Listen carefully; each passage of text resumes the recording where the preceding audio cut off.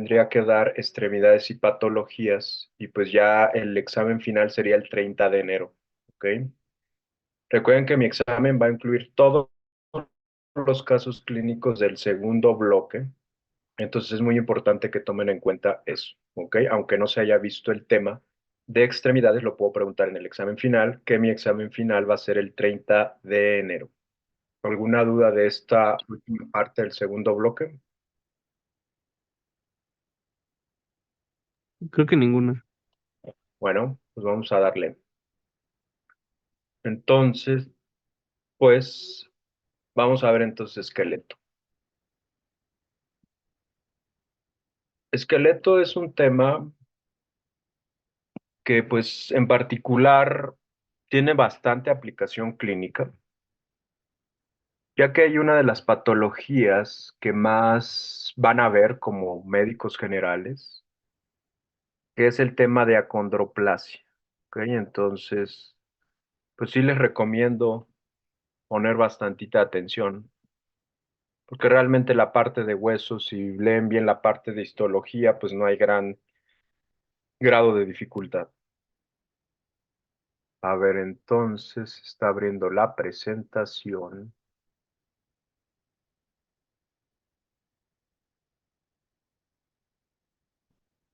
Listo. ¿La alcanzan a ver? Bueno, pues vamos a empezar. Entonces, la parte de esqueleto es importante, pues primero tener en mente que el esqueleto para su estudio va a tener dos grandes orígenes embriológicos, uno que va a ser el esclerotomo y el otro que va a ser la hoja somática de esa delaminación que ustedes ya bien conocen que ocurrió del mesodermo lateral. Entonces, el esclerotomo que va a formar el esqueleto axial, que se conoce como esqueleto axial a la columna vertebral, las costillas y el esternón, y que se le conoce como esqueleto apendicular, pues aquel hueso que está en relación a las extremidades o miembros. Aquí pongo de ejemplo el Carson, en donde vean cómo está parte de lo que son la columna vertebral con todos sus segmentos, desde lo que es la columna en su porción cervical hasta lo que va a ser la columna vertebral en su porción coxigia, ¿ok? Y sobre todo partir de la primera premisa que dice que la segmentación de lo que va a ser la columna vertebral va a ser a partir de genes OX, es algo sumamente importante recordarlo. También es importante recordar que la notocorda, corda mesodermo o mesodermo axial va a tener todavía un papel muy importante en lo que va a ser el desarrollo de lo que es en este caso el hueso. ¿Ok? Si ustedes recuerdan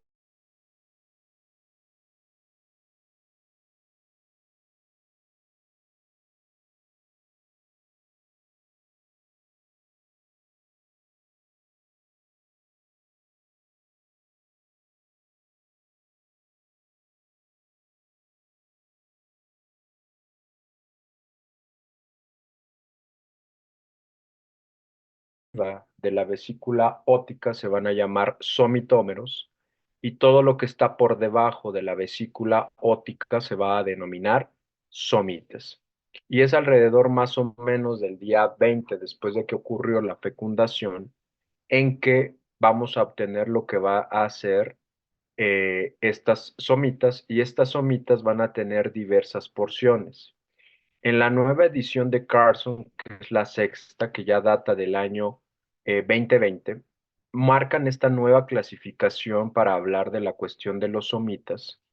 A mí en lo particular me parece una clasificación más compleja que la que ocupábamos hace 2 años, porque antes solo se dividía en esclerotomo, dermatomo y miotomo.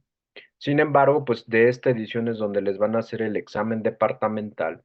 Entonces sí les recomiendo que esta parte pues sí la tengan bien presente para cuestiones de exámenes. Entonces el esclerotomo hicieron pues un grado de complejidad mayor. Vean cómo la región ventral va a formar cuerpos vertebrales y parte de los discos. La porción lateral del esclerotomo va a formar la parte distal de costillas y algunos tendones. la porción dorsal, la parte dorsal de los arcos neurales y los procesos espinosos de lo que van a ser las vértebras, la región central, los pedículos y la parte ventral de los arcos neurales, y también la parte proximal de las costillas. Entonces, si van guiando este esquema, vean cómo el esclerotomo, tanto de la región lateral como de la región central, son los que al final del día van a formar las costillas. Y también va a formar los procesos transversos de las vértebras, ¿ok? Y estos son como que las 4 de las 5 porciones del esclerotomo que nos van a dar contribución a la formación de hueso. Una nueva apartado es el artrotomo. El artrotomo va a formar los discos intervertebrales y parte de lo que va a ser también la porción proximal de las costillas, ¿ok? Entonces, si ven, la porción proximal de las costillas ahora tiene un doble origen, tanto en esclerotomo como en artrotomo, ¿ok? Y esos son como los dos principales componentes. Y el otro que nos interesa es que del dermatomo va a originarse parte de lo que es la escápula, una región que le llaman la región plana de la escápula. Las otras porciones de los somitas las vamos a ver, por ejemplo, el miotomo, lo retomaré cuando se dé la parte de músculo. Entonces, otra premisa importante para hablar del desarrollo de hueso, y esto tiene que ver con una razón netamente histológica, es que el hueso para su formación va a tener dos grandes formas. Una es a partir de un molde de cartílago, que a esto se le denomina osificación de tipo endocondral, u otra es a partir de un hueso que se forma, si lo queremos ver desde una perspectiva purista, de novo, que a eso se le denomina una osificación de tipo membranosa, o también lo pueden encontrar en la literatura embriológica como intramembranosa. Los huesos endocondrales, como les digo, hay un modelo de cartílago que generalmente es un modelo de cartílago hialino, y los huesos de osificación intramembranosa por excelencia van a ser los huesos de la cara y el cráneo, ¿ok? Eso también es importante que lo tengan en mente. Pero pues en el examen departamental la cosa no es tan sencilla. En el examen departamental les gusta complicar las cosas y les van a preguntar huesos que tienen osificación mixta. Y los huesos que tienen osificación mixta por excelencia son el temporal y el occipital. Entonces sí les recomiendo que recuerden esto, ¿ok? Hay diversos genes y factores de transcripción que van a contribuir a la formación de hueso. Principalmente no pierdan de vista lo que son las proteínas morfogenéticas de hueso, o también denominadas BMPs por sus siglas en inglés, de Bone Morphogenetic Proteins. Y la otra es la contribución que va a tener el factor de crecimiento y el gen SOX9. En específico, BMPs actúan en lo que es el esclerotomo y SOX9 va a tener una contribución en lo que va a ser la osificación de tipo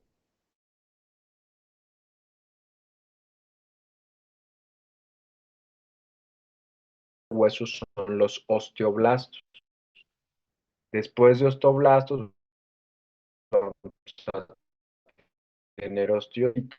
Y finalmente estos osteocitos van a diferenciar en una célula que se llama osteoclasto, que el osteoclasto es la que va a permitir la fagocitosis o la degradación del hueso como tal. Todo eso lo retomarán en la parte de histología. Y otro gen que quiero recalcar son los genes RUNX. ¿Por qué los genes RUNX? Porque hay una patología muy particular que han agregado últimamente en los exámenes departamentales, que el craneal tiene que ver con mutaciones en este gen. Más adelante retomaré esto. Otra cuestión también importante es que vean que en cada tipo de dosificación se van a expresar ciertas colágenas, el colágena tipo 1, la osteopontina y la osteocalcina, a diferencia de la osificación de tipo endocondral, en donde lo que tiene que haber es colágena tipo 2. Y vean cómo el gen que da la inducción para que se forme la colágena tipo 2 va a ser el gen SOX9. ¿Ok? Esto es importante recordar. Y otra cuestión muy importante, y esto es básicamente para hueso de tipo endocondral, es que la vasculatura o vascularización del hueso endocondral va a venir dado por el factor de crecimiento endotelial vascular, que es un viejo conocido que ustedes ya bien deben de recordar, lo hemos ocupado en formación de ojo, lo hemos ocupado en formación del sistema nervioso central. Entonces recuerden que los vasos prácticamente van a derivar de ese factor de crecimiento. ¿Ok? Antes, esta era la forma en que nosotros enseñábamos el desarrollo de vértebras. Como les digo, esto cambió y por eso empecé la clase con el nuevo cuadro que tiene Carson. Entonces, insisto, el cuadro que se tienen que aprender es este, ¿ok? Entonces, este es el que les van a preguntar para el examen departamental 2024, que es el día 10 de febrero. ¿Ok? Entonces esto me lo voy a saltar un poquito porque pues no se los van a preguntar ya si esto ya es un poco antes.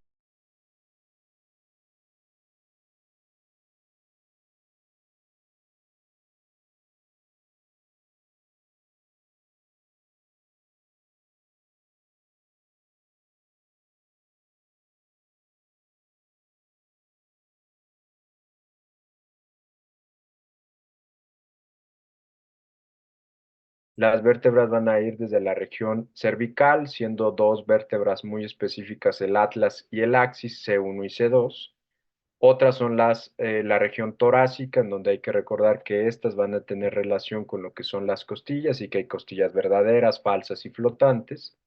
Y finalmente la región sacra y la región coxígea, que también estas en particular son las que pueden tener variantes anatómicas muy frecuentemente, desde que tengas un sacro que esté totalmente osificado, que tengas un sacro que esté bífido, que pueden ser variantes al respecto. Y este, pues, es un viejo conocido. Aquí está el tubo neural, aquí está la notocorda, aquí vamos a tener lo que es el mesodermo paraxial, que insisto que el mesodermo paraxial o somítico es el que da todo el origen embriológico de lo que es el hueso, ¿vale? Luego las vértebras, pues es importante que recuerden que tienen primordios, en específico de tipo cartilaginoso. Las tres grandes porciones de una vértebra va a ser el cuerpo, el arco neural y los procesos costales. Recordar que el proceso costal solo va a estar localizado en las vértebras torácicas, en las demás vértebras no tenemos ese proceso costal.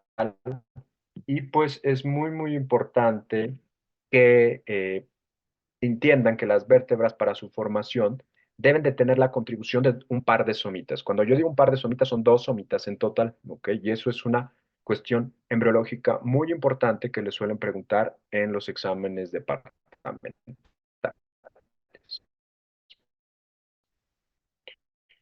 Otra cuestión es hablar del desarrollo de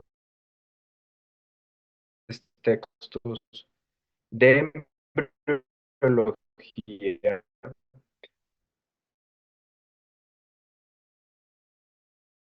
un par de somitas para poder formar un segmento vertebral, ¿ok? Y sobre todo, vean que hay una variante del occipital, que es el hueso base occipital, que este propiamente dicho es el que va a formar el proceso odontoideo o diente de lo que es el axis. Y esto sí lo han llegado a preguntar, ¿ok?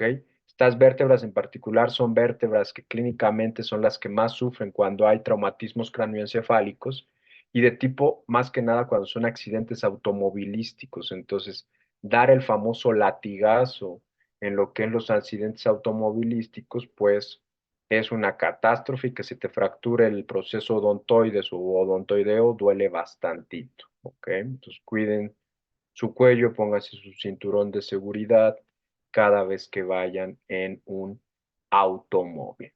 Y vean pues cómo se ve un corte transversal de una vértebra durante el desarrollo embrionario, ¿ok? Y sobre todo puedes insistir en que las vértebras reciben el nombre en función de la localización anatómica que vamos a tener, ¿ok? Y esta es la pregunta clásica que siempre les van a hacer en relación a las vértebras y es que la segmentación de las vértebras va a venir dada gracias a los genes OX, ¿ok? Y no solo aquí, ya que veamos el tercer bloque, la parte de aparato digestivo, pues van a ver que también la regionalización de todo lo que es el tubo digestivo, también hoy en día sabemos que viene dada por los genes OX, ¿ok? Y algo importante nada más a recalcar en cuanto a la regionalización vertebral es esto que salió en la última edición del Carson, que es el papel del ácido retinoico en lo que es la regionalización vertebral. Carson lo menciona como transformaciones homeóticas. ¿Y qué es esto? Por ejemplo, si exponemos a los primordios vertebrales a ácido retinoico en unas etapas tempranas del desarrollo embrionario, vamos a tener que haber un cambio craneal de las vértebras, es decir, la última vértebra cervical se puede transformar en torácica, es decir, tener una variación a otro tipo de vértebra, aunque su localización anatómica no sea la que teóricamente debería de ser.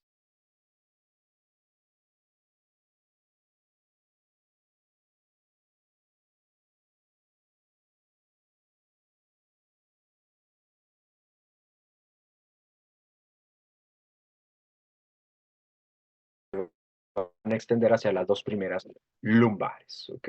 Entonces, a esto se le llama una toracolización de la vértebra cervical y a esto se le llama una lumbarización de las vértebras torácicas, por si quieren tener el otro nombre, ¿ok? Luego tenemos a las costillas. Las costillas, pues, se forman a partir de acúmulos de lo que va a ser mesénquima o mesodermo propiamente dicho.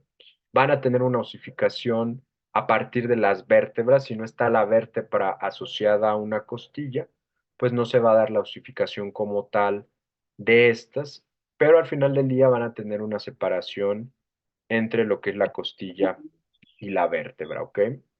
La costilla, además, va a permitir que se dé la formación de un hueso muy importante de la región del tórax, que va a ser el esternón. El esternón es importante que recuerden que se va a formar a partir de dos bandas cartilaginosas. Y estas bandas cartilaginosas van a estar en la línea media. Y a este conjunto de barnas cartilaginosas van a tener un cierre que le denominamos como un cierre en cremallera o en zipper para formar lo que se denomina, pues propiamente dicho, el esternón, ¿ok? Y hay gente que dice que hay un preesternón y un supraesternón.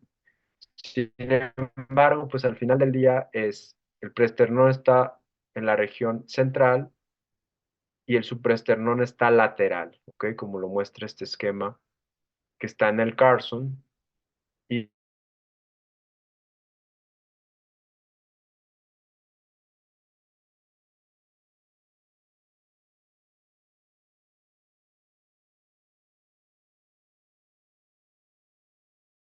que se denomina proceso gifoideo, ¿ok?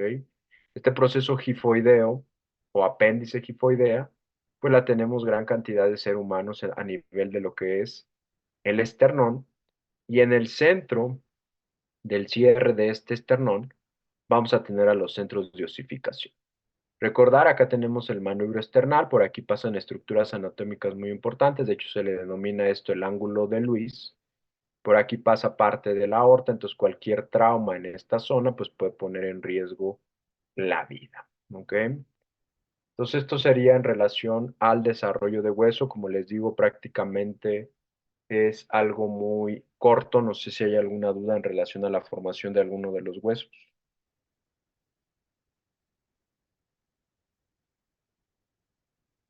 No, ninguna. No, ninguna. Bueno, pues vamos a continuar con la correlación clínica. Hablar de hueso es hablar de unas enfermedades que se llaman displasias esqueléticas o también se les denomina osteocondrodisplasias. La displasia esquelética por excelencia va a ser la acondroplasia. Aquí hay cuadros muy famosos, como este cuadro de las meninas de Diego Velázquez, que está en el Museo del Prado en Madrid. y es una obra clásica en donde podemos observar lo que son los pacientes con acondroplasia. Recordar que la acondroplasia es la principal causa de talla baja de origen genético.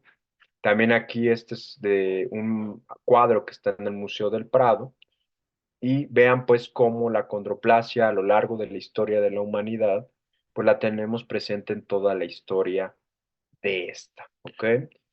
Las displasias esqueléticas, hay más de 450 enfermedades que están descritas. Importante enfatizar que afectan el hueso y el cartílago y van a tener una incidencia de 1 en 5,000 recién nacidos, ¿ok? Y si notan, aquí yo no pongo la letra V como siempre lo he hecho en muchas patologías, porque muchas displasias esqueléticas pueden nacer muertos los pacientes, ¿ok? Entonces, importante, aquí sí entra en juego lo que es el diagnóstico prenatal para dar el asesoramiento de vida y el asesoramiento genético en muchas de estas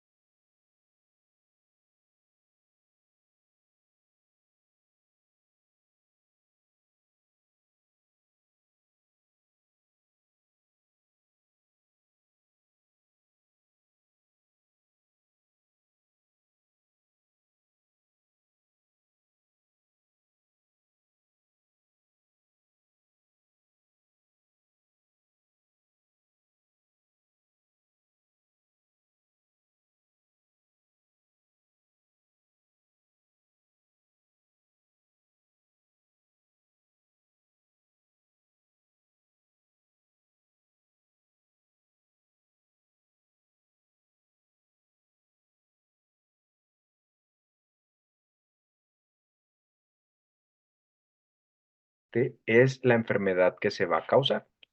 Y vean, por ejemplo, la acondroplasia está en el dominio transmembranal y una mutación de glicina por arginina en la posición 380 o una glicina por una cisteína en la 375 me va a dar la acondroplasia.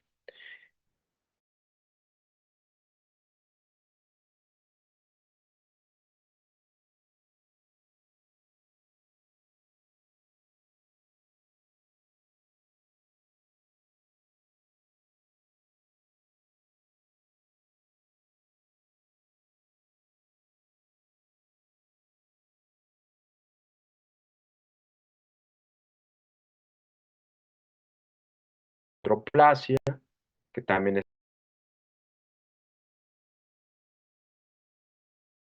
otro artículo en donde se ven todas las mutaciones que están descritas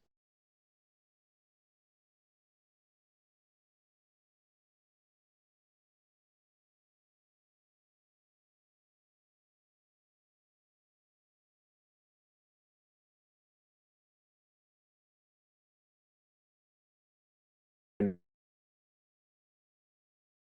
embarazo. Podemos tener un que pueda tener esta enfermedad.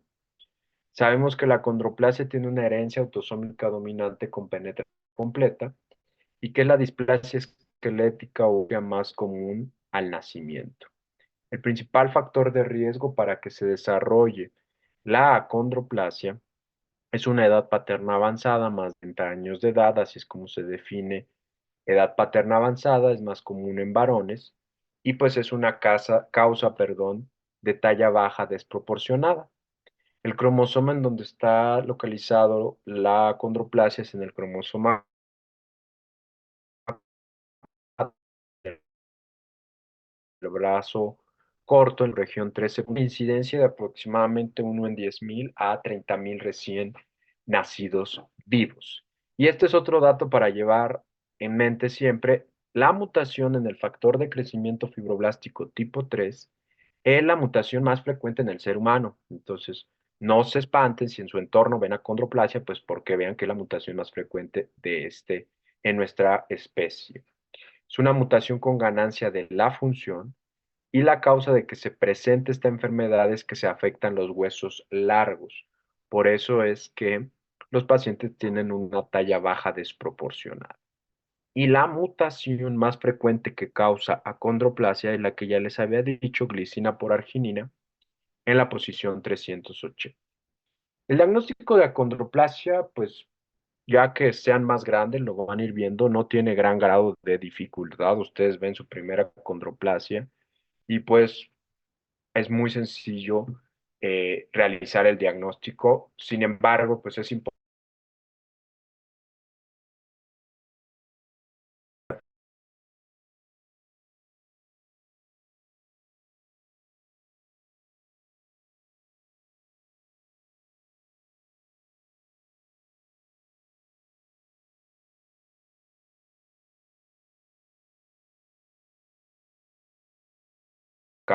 en las primeras de vida y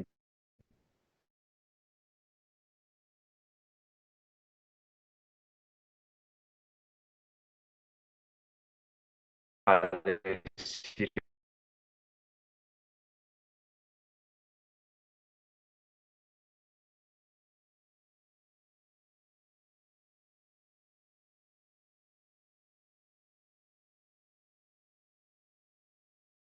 la frente prominente y sobre todo, yo recuerdo mucho mi servicio social.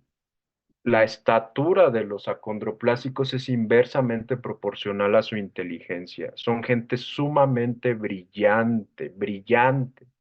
Y sobre todo, nada más hay que cuidarlos. Los acondroplásicos fallecen de dos causas principalmente.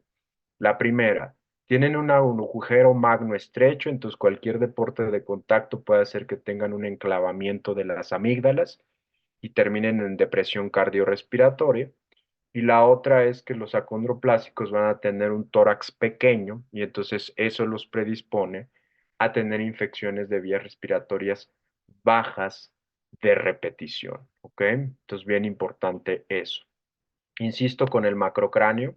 A mí este artículo me encantó porque muestra cómo pues está el macrocráneo en todos los niños y sobre todo la frente prominente. ¿Ok? La frente prominente también es una dismorfia muy común en la acondroplasia, ¿ok? Y sobre todo son niños geniales. Yo recuerdo los acondroplásicos con los cuales yo tuve contacto en mi servicio social, me la pasaba muy bien cuando platicaba con ellos. Entonces, no le tengan miedo a esta enfermedad. Es una enfermedad que a mi punto de vista, pues primero, el médico general muchas veces desconoce muchas cosas y segundo, está infravalorada dentro de nuestra carrera como médicos generales o médicos cirujanos. ¿Qué otras cosas van a tener? Van a tener manos cortas y a las manos cortas con dedos cortos se les denomina braquidactilia. Tienen un signo característico que es el signo del tridente y algo que preguntan mucho en los exámenes departamentales, los pacientes van a tener acortamiento de tipo rizomélico o extremidades rizomélicas, ¿ok? ¿Y qué es eso de rizo? Pues es que la porción proximal de los huesos largos va a estar más pequeña a comparación de la porción media o de la porción distal, ¿ok? También por el mismo configuración anatómica que tiene su tórax y su abdomen, pues van a tener una cosa que se llama hiperlordosis lumbar y van al abdomen prominente, ¿ok? Yo recuerdo cuando empecé a escuchar la palabra rizomélico, yo me digo, ¿qué es eso? Creo que con esta imagen queda sumamente claro. Insisto, rizomélico es la porción proximal, mesomélico la porción intermedia y acromélico la porción distal. Entonces, en la acondroplasia hay un acortamiento rizomélico. Y si ustedes recuerdan, rizo suena como a raíz y la raíz pues es la primera porción de una planta. Vean una radiografía, vean cómo los huesos largos son pequeños, ¿ok? Y eso es una también gran distinción que tiene la acondroplasia. Hay un acortamiento de los huesos largos, ¿ok? Eso es clave recordarlo. Y esto se debe pues a que hay una acción del factor de crecimiento plástico tipo 3, ¿ok? En el sector. Y este es el signo del tridente. Vean cómo se da la separación entre el primer dedo, el segundo y el tercero, y el cuarto y el quinto, ¿vale? Esto es el signo del tridente, que también acondroplasia, vean, esta imagen pues habla muy bien de lo que es el signo del tridente. Vean qué padre se ve. Y insisto en lo que va a ser el abdomen prominente. Vean cómo está aquí el abdomen prominente. Aquí está la hiperlordosis compensatoria lumbar que tienen este tipo de pacientes. Y algunos pueden tener pie plano, ¿ok? E insisto, los acondroplásicos hay que cuidarlos toda la vida por las complicaciones que pueden desarrollar a lo largo de su vida. Vean, aquí también se ve muy, muy franco lo que es el macrocráneo. Otros ejemplos de acondros, insisto, macrocráneo, frente amplia, hipoplasia centrofacial, talla baja desproporcionada, abdomen prominente, pues esto es una acondroplasia hasta demostrar lo contrario, ¿ok? Y también puede haber variantes de la acondroplasia, como una que se denomina la hipocondroplasia. Y la hipocondroplasia, pues es una variante genética de lo que es la acondroplasia, pero que tiene pues una mutación menor a comparación de la acondroplasia, ¿ok?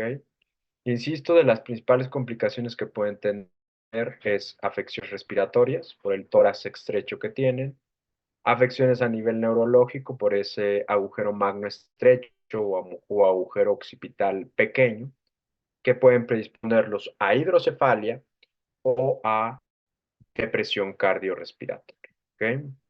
Más ejemplos de el abdomen prominente, el macrocráneo, la hiperlordosis compensatoria que tienen estos pacientes para que lo tengan bien presente. Y estos son todos los aparatos y sistemas que hay que cuidarle a un acondroplástico, desde la cuestión neurológica, por lo que ya les dije, hidrocefalia, compresión medular a nivel cervical, o que hay una estenosis a nivel de la médula espinal, cuestiones ortopédicas, siendo de las más comunes alteraciones a nivel de los pies, como pie plano, cardiorrespiratorias pueden hacer síndrome de apnea y hipopnea obstructiva del sueño, o síndromes restrictivos pulmonares. Los síndromes restrictivos pulmonares se asocian principalmente a infecciones, es decir, neumonías.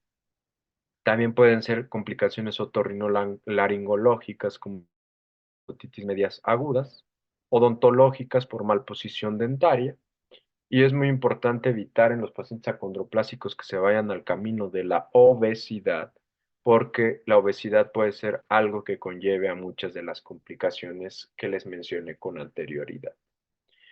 Insisto, tienen un agujero magno estrecho. Aquí se ve muy franco cómo el agujero magno es más pequeño a comparación de un ser humano que no tiene acondroplasia. En las otras dos radiografías, el acortamiento de los huesos largos es lo que se trata de ejemplificar. Y insisto, esta configuración anatómica del agujero magno, pues es el que predisponen a que cualquier golpe que haya a nivel de la alteraciones neurológicas de manera súbita. Más ejemplos de agujeros magnos estrechos. Aquí, obviamente, de agujeros magnos estrechos a agujeros magnos estrechos. Por eso es que les dicen a los acondroplásicos, los médicos que ven más acondroplasia, que son los genetistas, los pediatras, porque al hacer deportes de contacto, pues tienes el riesgo de que tengan un accidente y que generen ese enclavamiento amigdalino. ¿Ok? Acortamiento de los huesos largos, la hiperlordosis lumbar. Y pues, ¿cuáles son los mensajes para llevar a casa? La acondroplasia, insisto, es un diagnóstico clínico, o sea, no necesitas más que tu cerebro y tus ojos para poder hacer el diagnóstico. El gen que está mutado es el receptor del factor de crecimiento fibroblástico tipo 3 y es sumamente importante vigilar toda la vida la función de la médula espinal. Y lo que hacen los genetistas, por ejemplo, yo lo veía en el Instituto Nacional de Pediatría, es que piden una cosa que se llaman potenciales somatosensoriales para ver lo que es la conducción nerviosa a nivel de la extremidad superior y ver la conducción nerviosa a nivel de lo que va a ser la extremidad inferior. ¿Ok? Cosas que están avanzando ya se están empezando a tener fármacos para tratar la acondroplasia, siendo de los fármacos más prometedores el bosoritide. El bosoritide ya va en una fase 3, que es una fase ya muy avanzada, está a nada de utilizarse en seres humanos. Entonces, se espera que esta enfermedad, pues en algunos años, gracias al advenimiento de estas nuevas terapias, pues tenga un mejor pronóstico de vida y sobre todo, yo insisto en la medicina, siempre hay que tratar de ofrecer a nuestros pacientes calidad de vida, que es lo que muchas veces se pierde en las diferentes especialidades médicas, ¿ok? Y este es el resumen de lo que es la condroplasia, ¿ok? Ojo aquí, nada más no confundirla con su principal diagnóstico diferencial, que es la osteogénesis imperfecta, en donde la osteogénesis imperfecta, aquí la afección es que tenemos una mutación en la colágena 1A1 o en la colágena 1A2, ¿ok? Este tipo de enfermedad es la que le llaman de los huesos de cristal, porque son pacientes que tienen múltiples fracturas con cualquier trauma que puedan tener, ya sea en su extremidad superior o en su extremidad inferior. Y vean que las incidencias de ambas enfermedades pues son muy similares, ¿ok? La forma letal de talla baja va a ser la displasia tanatofórica. Existen varios tipos de displasia tanatofórica, tipo 1, tipo 2. Sin embargo, pues las displasias tanatofóricas nacen muertos. Vean cómo el fenotipo es muy similar al de la acondroplasia, pero con un grado de afección mayor, por lo cual está comprometida la vida de estos pacientes. Vean, así se ven las displasias tanatofóricas. Muchos son productos de aborto o productos de óbitos, se llaman óbitos. Cuando un feto nace muerto, a eso se le denomina óbito. Y pues muchas veces, pues aquellos que dediquen su vida a la ginecobstetricia, pues pueden llegarse a enfrentar a una de estas patologías. ¿Ok? Vean un embarazo gemelar en donde tenemos dos productos con displasia tanatofórica, otro ejemplo de displasia tanatofórica, y la variante más benévola o menos dañina, por así decirlo, va a ser la hipocondroplasia. La hipocondroplasia también tiene una herencia autosómica dominante. Sin embargo, son pacientes que tienen una talla más alta en comparación a los pacientes que cursan con la condroplasia clásica. Son pacientes que no tienen todo el cuadro clínico florido, sino ciertos rasgos de alteración. Y también es una enfermedad sumamente común. Yo tuve una compañera que inclusive tuvo esta enfermedad y pues que no llegamos a algo de genética, fue que se hizo el diagnóstico de hipocondroplasia. ¿Ok? Y vean que muchas veces también es importante ver la estatura que tiene papá y mamá para poder discernir si realmente el caso, que en este caso es un niño, pues vean que si lo comparan con la talla del papá, pues el papá tampoco tenía una talla tan alta, entonces a veces tomar fotografías ayuda mucho a armar diagnósticos clínicos. Otro ejemplo de hipocondroplasia. La hipocondroplasia es de los diagnósticos más, pues no complejos, sino un poco más tardío de hacer, porque a veces muchas familias, insisto, son de talla baja y hasta que no haces la visualización de papá, mamá y hermanos y hermanas, pues puedes realmente discernir si son tallas bajas de origen familiar o son tallas bajas de origen genético.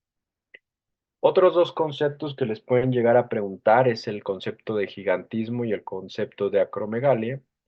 Ambas se deben a alteraciones en lo que va a ser la hormona de crecimiento, pero tienen una gran distinción. Si una persona crece antes de lo que es el cierre de las epífisis a nivel de los huesos, a esto se le va a denominar gigantismo.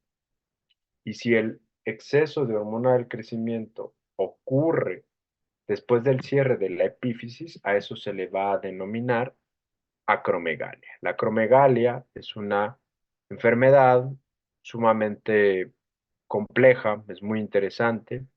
Cuando lleven su curso de endocrinología, pues les van a hablar de ella.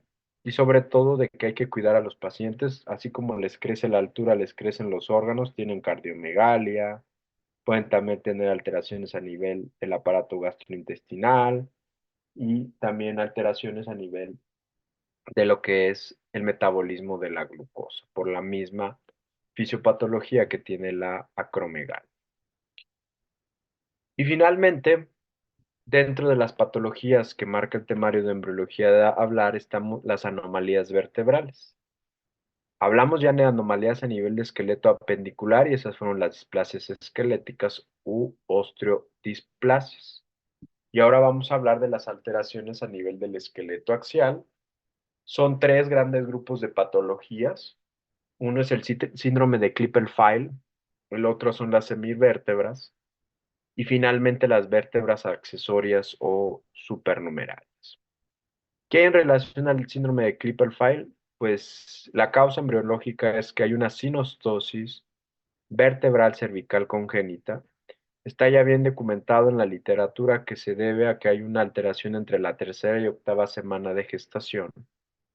Y las localizaciones donde puede haber sinostosis más comunes es entre C5, C6 y C2, C3.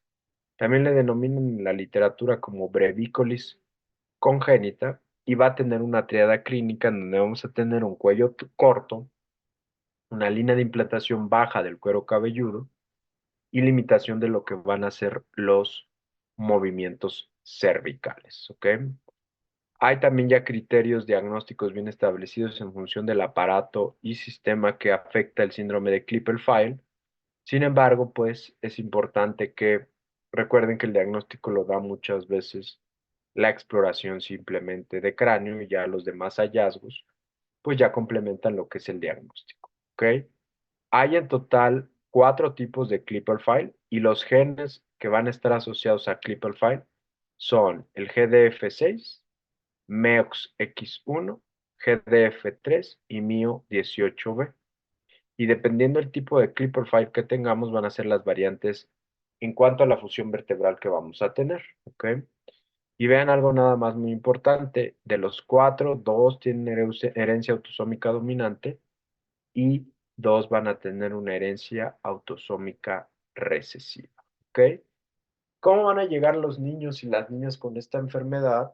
Pues vean, van a tener como una inclinación de lo que va a ser el cuello, la implantación baja del cuero cabelludo y ciertos grados de tortícolis por la misma sinostosis que van a tener estos pacientes, ¿ok?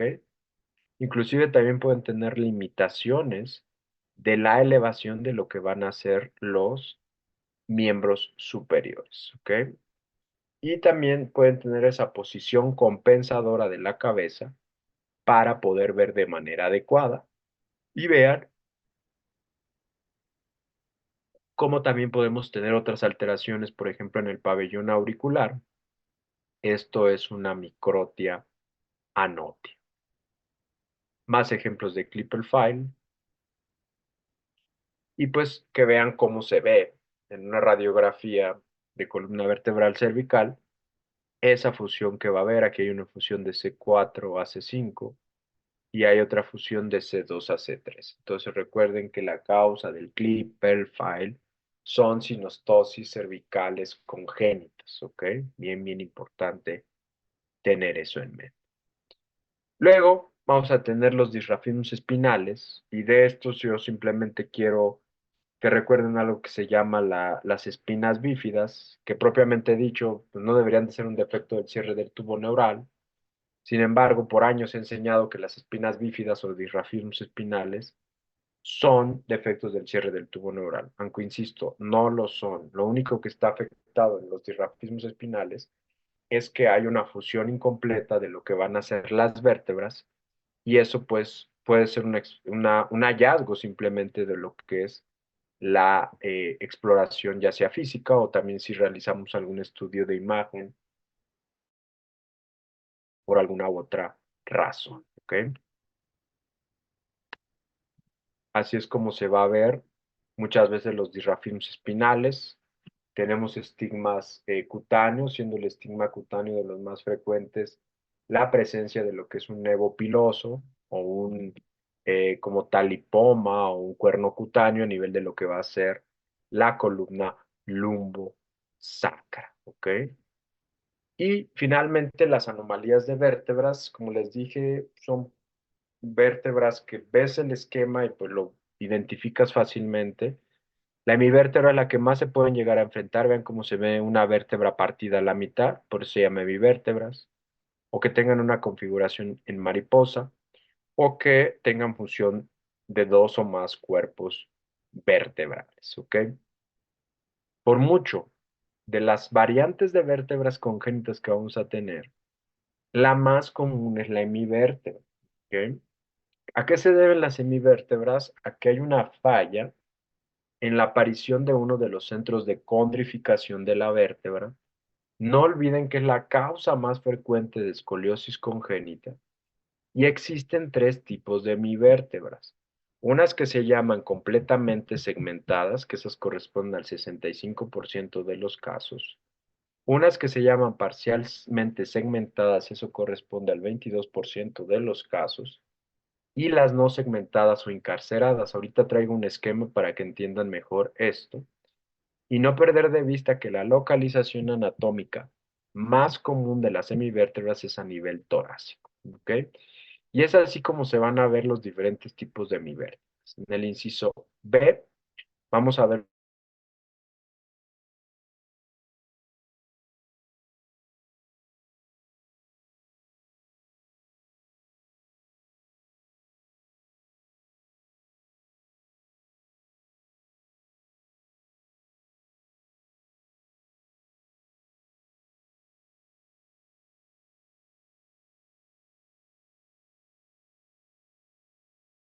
cara superior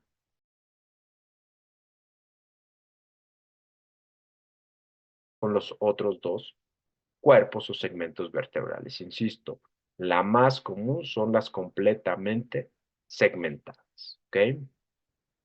Y es así como se van a enfrentar en su vida diaria, por ejemplo, aquellos que dediquen su vida a la radiología, pues vean cómo se ven las vértebras totalmente segmentadas, ¿ok? Esto es una hemivértebra. Y vean además este esquema está bien bonito porque además el paciente tenía un riñón doble. Esto se llama riñones supernumerarios, ¿ok? Es uno, dos, tres, ¿vale? Otro ejemplo de una hemivértebra segmentada, vean qué bonita se ve, esta es una tomografía en 3D para que vean también cómo ha ido avanzando toda la tecnología a nivel del área de la radiología o la imagenología. Luego tenemos una patología que es la displasia cleidocranial. La displasia cleidocranial se debe a mutaciones de lo que va a ser el gen RUNX2. Está localizado en lo que va a ser el cromosoma 6 a nivel del brazo corto, en la subregión 21. La causa de esta enfermedad es que hay una alteración en lo que es la diferenciación de los osteoblastos y por ende una alteración en la morfogénesis del esqueleto. ¿Cuáles son las características clínicas? Van a tener dientes supernumerarios, erupciones dentarias tardías, hipoplasia de la maxila y la clavícula, hasta en el 80% de los casos, y es una patología, pues que es rara, es una en un millón. Sin embargo, pues es una enfermedad muy característica que habla de las alteraciones en la formación de hueso. Y si ustedes me fueron siguiendo en la clase, yo les insistí mucho que RUNX2 tiene que ver con la osificación de tipo endocondral. Entonces, esta enfermedad es un prototipo clásico de lo que son alteraciones en ese tipo de osificación. ¿Ok? Y sobre todo quiero que vean a alguien que es muy famoso y que seguramente les va a ser conocido, que es Dustin. Dustin es un actor, ese es un nombre obviamente artístico, que sale en una serie que se llama Stranger Things y esta persona tiene esa enfermedad. Vean cómo tiene ausencia de las piezas dentales y si a él le pidieran que alzara los hombros, pues tiene mucha facilidad para unir las, los dos hombros porque pues no está formada lo que es su clavícula de manera adecuada. ¿Ok? Inclusive ya en un examen departamental les pusieron la imagen de Dustin, si no mal recuerdo, creo que fue en el departamental del 2021. Entonces, no sé qué imágenes les vayan a poner este año, pero pues para que recuerden también esta enfermedad. Otra enfermedad que también les agregaron recientemente, como les digo, la osteogénesis imperfecta, es la enfermedad de los huesos en cristales, llaman. Es una enfermedad en donde está mutada la colágena tipo 1A y la colágena 1A2.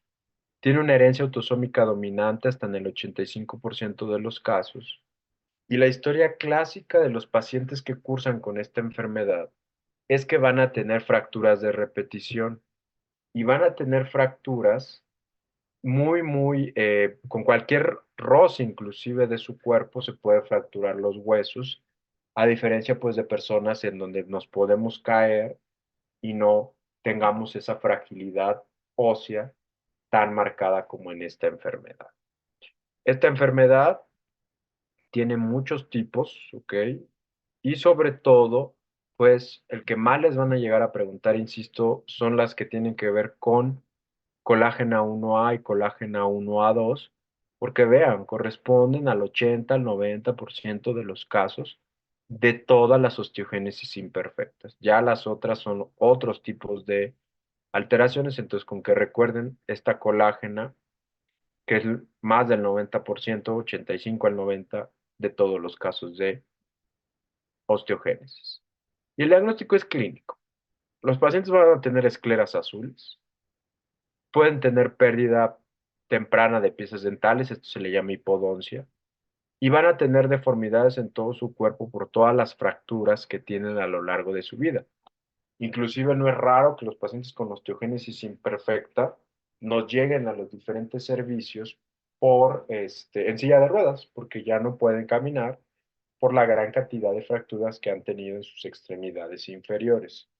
Yo en mi vida como oftalmólogo he visto dos osteogénesis imperfectas, y esto se debe a que también las osteogénesis imperfectas tienen fragilidad a nivel de lo que es la colágena en el ojo y pueden tener sangrados espontáneos a nivel de lo que es la cámara anterior del ojo, y a eso se le denomina hipemas. Insisto, la colágena que está mutada es la 1A y 1A2. Y finalmente, otra patología que también es netamente embriológica es el estendón hendido, o también denominada hendidura external. Esta enfermedad se debe a que no se fusionan esas dos bandas externales que vamos a tener durante la formación de este. Tiene una incidencia de 1 en 100.000 recién nacidos vivos y está escrito en la literatura que esta enfermedad se presenta alrededor de lo que es la octava semana de gestación. Puede ser una patología que sea aislada, es decir, que solo sea esta la patología, o puede estar asociado a síndromes, siendo la principal asociación una cosa que se llama la pentalogía de Cantrell. La pentalogía de Cantrell van a tener una cosa que se llama ectopia cordis, es decir, el corazón está fuera de la cavidad torácica, van a tener hernias diafragmáticas, pueden tener un onfalocele o esto, una gastrosquisis, y en algunos casos se asocia extrofia vesical, ¿ok? Vean cómo se ven los esternones hendidos, ¿ok? Para que pues no se los cuente, ¿vale? Y el tratamiento de esto es quirúrgico. Lo que hacen los cirujanos cardiotorácicos es unen las dos bandas externales y en la línea media colocan una banda de titanio o de algún metal para que podamos mantener unidas a estas bandas externales, ¿ok? Entonces esto es área del cirujano de tórax o cirujano cardiotorácico, ¿ok? Entonces, a manera de conclusión, es importante recordar lo que, insisto, les enseñé. Mesodermos laterales, esclerotomo contribuyen a la formación de hueso. No perder de vista que hay dos tipos de esqueleto, esqueleto axial, esqueleto apendicular, y sobre todo que las vértebras se forman por esclerotomas, que cada vértebra se forma por dos somitas, uno en su región caudal, otro en su región cefálica, y que la segmentación de lo que van a ser las vértebras va a venir dada por los genes OX, ¿ok? También no perder de vista que el núcleo pulposo es un remanente de lo que va a ser la notocorda. Las costillas se forman por prolongaciones de las vértebras torácicas y el esternón se va a formar a partir de esa fusión que hay de las bandas esternales y el esternón propiamente dicho deriva de mesodermo somático, ¿ok? Y esas son pues las principales alteraciones y los principales mensajes que hay que llevar a casa en relación a lo que es la formación del esqueleto o del hueso. No sé si haya alguna duda y o comentario.